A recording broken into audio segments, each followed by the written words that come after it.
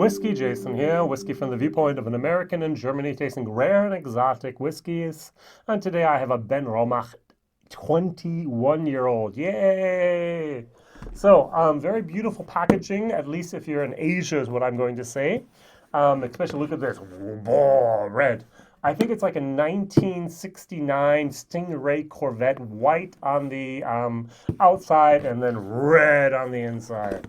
So I'm just going to pull out this bottle here, otherwise I'm always going to be in the shadows of this overly white. My white balance gets confused by this. It says here, made by hand the Benromach way.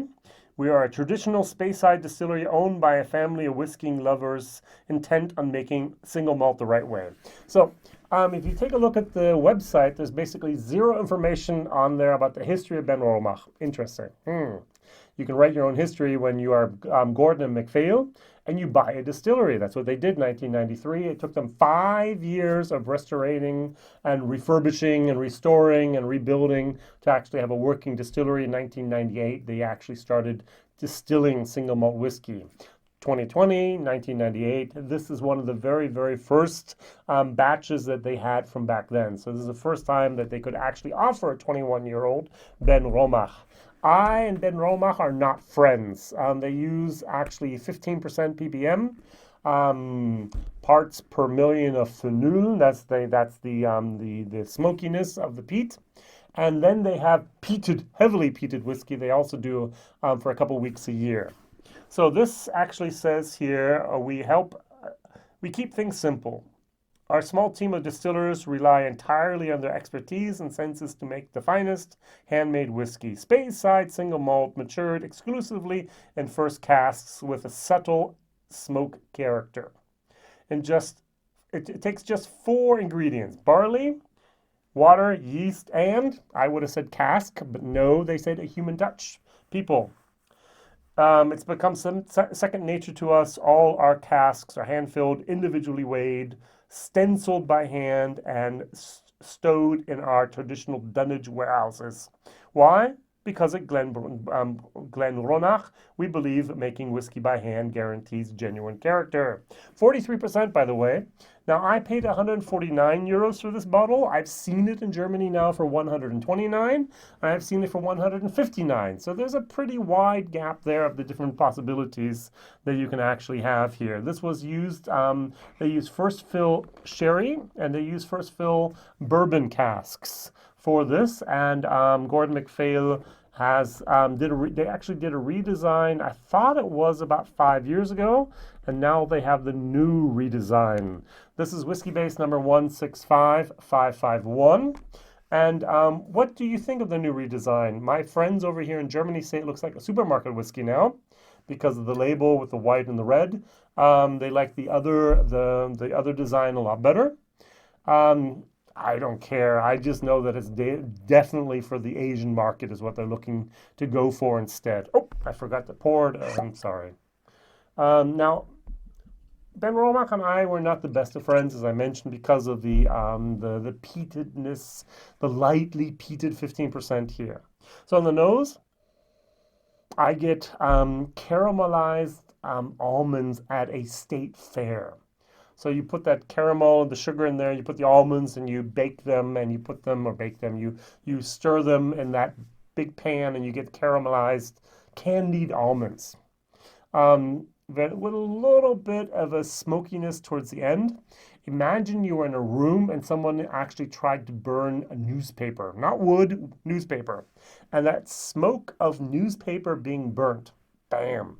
That's the smokiness of Benromach. It's not bad, but it's not really doing anything for me. Actually, the opposite. It's not appealing at all to me. The nose is nice. There's a lot of sherry influence. There's a little bit of a dark, rich plum, almost a pomegranate. Good call there, Jason. Pomegranate. A little bit of cinnamon, some baked apple in there. A little bit of orange, maybe, you can actually kind of see here. All right, so cheers. 43%, 150 euros is what I paid. All the best.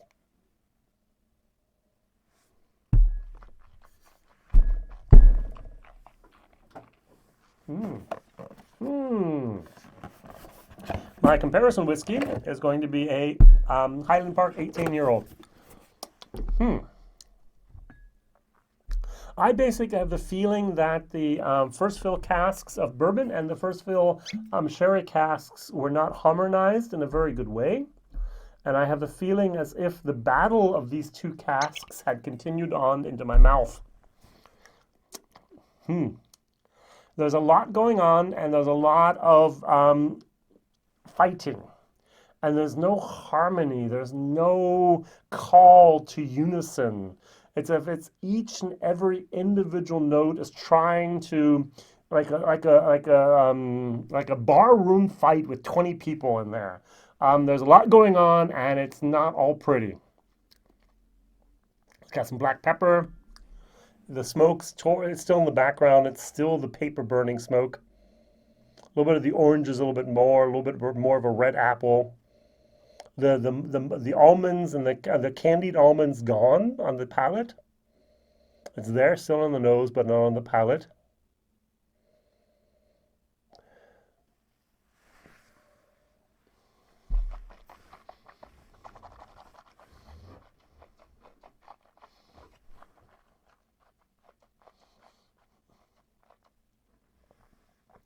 Now, I'm fairly sure there's going to be people out there that are going to go, yummy. Wow. But I just still have the problem of it's fighting. There's a little bit of burnt orange peel in there. I'm going to add a few drops. I'm going to go to the Highland Park real quick and try that. And come back to the Benromach. So, yep, that's Highland Park for you. Get that heather note.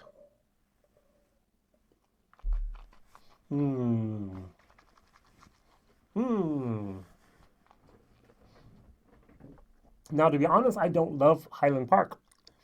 There's a secret Orkney out there from Rattray, an 18-year-old, which is about 30 euros less than this in Germany, and tastes much, much better. Highland Park is one of those distilleries I can often identify immediately and go, that's nice. It's not a wow whiskey. Compared to this, it's a wow whiskey today. It's mouth-filling. There's a certain sweetness to this. The heather smoke towards the end is very, very nice. There's a little bit of the cask influence as well as the barley influence. This is harmony. This is unison. This is nice. This is also 46%? 3. Okay. Good choice. 43, 43. This, on the other hand,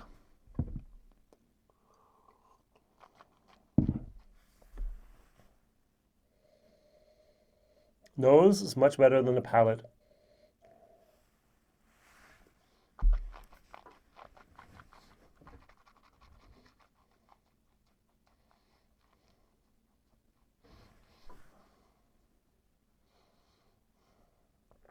Just loses every single time. There's disunison.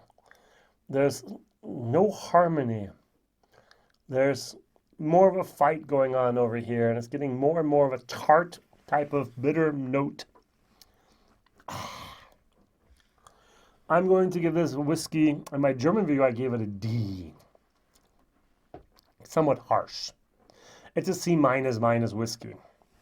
Value for money, D. It's not worth 150, it's not worth 170, it's definitely not worth anything else for my personal opinion. Maybe I'm just not ready for the Benromach moment. So what is your favorite Benromach? I'm sure many of you are going to say the 15-year-old, and I'm sure the 15-year-old is, for many of you, from the value for money, much, much, much, much better than the 21-year-old. I don't even think the 21 has reached the States yet. Who knows? It might be there by Christmas or after Christmas or by Valentine's or whenever. I bought this bottle in November of 2020. Nope. Disharmony, not something I want. All right, thank you very much for watching. Question of the day is, what is your favorite Benromach product? I'm not a fan of this one. I don't know I'm going to be ever going to be a fan of any Benromachs. We're going to have some time to get to know each other and for me to be able to understand what's so special about this whiskey. Most of the products from Gordon and MacPhail I find are either adequate, good, or even very good. Often because of my partnerships with different importers here in Germany, I get a lot more signature vintage than I do Gordon MacPhail. But Gordon MacPhail has a lot of good old whiskey. And so I'm curious that they actually picked this flavor profile to be the profile for the for Benromach.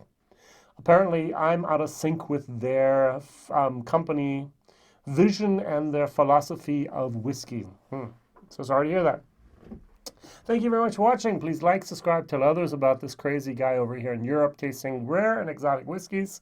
Whiskeys that are either very, very expensive and you'll probably never see, or whiskeys that are single cask and you'll never ever see because they're only Germany or European Union, we say EU exclusives. Thanks for watching. See you soon. Bye-bye.